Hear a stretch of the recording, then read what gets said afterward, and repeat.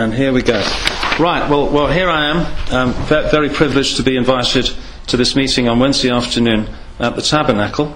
And the first question I have for anybody is, who'd like to speak, is anybody's first connection to Rodborough. I wonder if anybody would like to get the conversation going by speaking.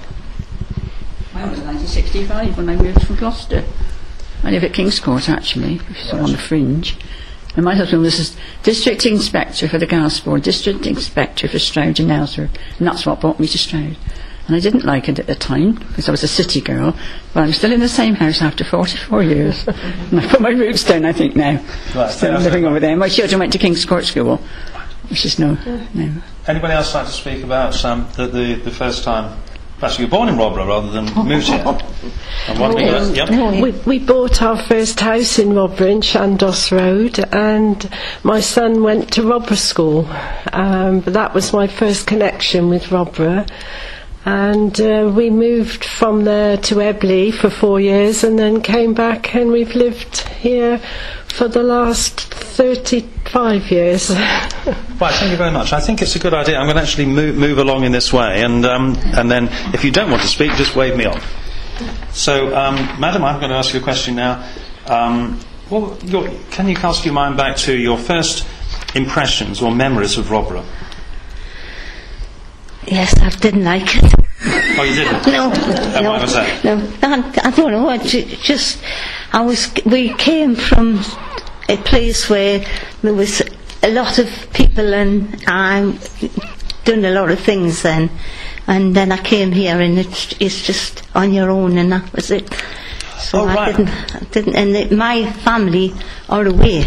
One's in Switzerland, one's in London, and one's in Gateshead. Right. Margaret, do you remember when you used to take your dog for a walk on the common? Yes. When my husband was working, before he retired, he always took me up there with the dog, and I used to walk the dog all morning, and then we haven't got the dog either now. No, so right. But as a sort of near Geordie, I suppose it was. Was a Geordie? Yes, we were Geordie. Yeah. Yes, a real Geordie.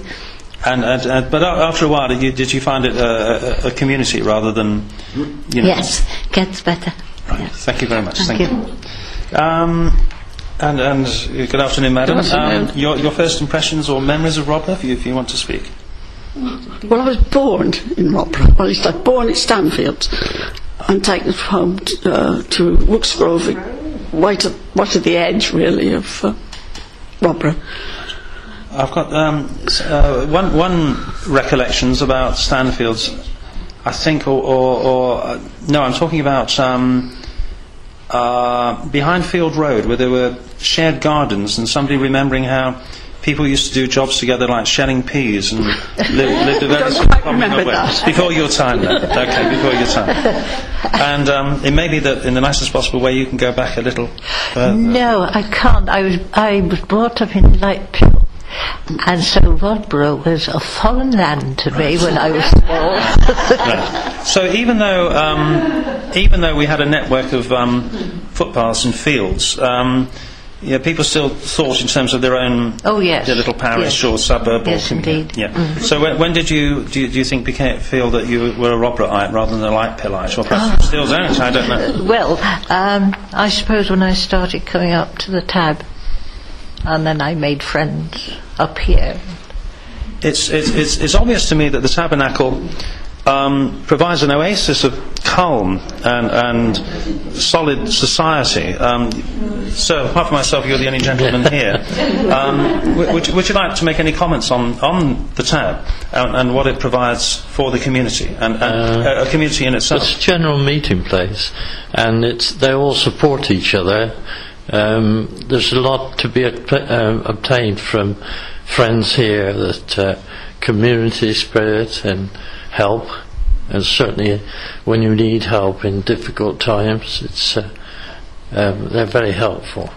It does seem to me as an onlooker to be a sort of fusion of the secular and the spiritual. That's what I've noticed in the meeting so far.